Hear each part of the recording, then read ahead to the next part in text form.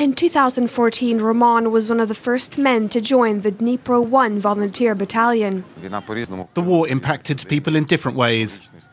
Roman's military unit was involved in the Battle of Ilovaisk. It is difficult to lose friends and fellow soldiers. It is the most difficult. The feeling of loss. You must accept the fact that you are losing your friends. The first 2 or 3 weeks after the Battle of Ilovaisk were difficult. A dog barks at night, and you think that it is the enemy approaching. After returning home and completing a rehabilitation course, Roman decided to share his experience of being part of a volunteer battalion on the front line.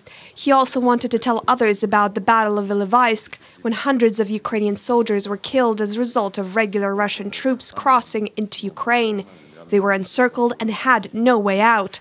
In 2016, he published the Ilovaisk Diary. It was difficult remembering what happened then. When I worked on the first book, as well as this one, I had to go through it all again to convey it to the reader. This war didn't exist for a lot of people, but probably it will never exist for them. But reading the memories of hundreds of people, they'll understand that it was indeed the most cruel phase of the war. Over the past 2 years, Roman met with over 100 Ukrainian soldiers. Later, he documented their memories in his 2-volume book, The War Which Never Existed. We now have veterans who have seen the war with their own eyes and want to share with us. Before these events were being twisted and lied about.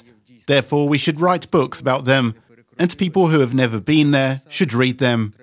Numerous photos and maps help the reader understand what happened in 2014 near Ilovaisk. I also fought in the war in eastern Ukraine. This is close to my heart.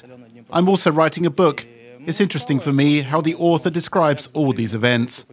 The book, titled The War That Has Never Existed, will also be presented in Kharkiv, Odessa, Zaporizhia and other cities. Yulia Bil from Lviv, UATV.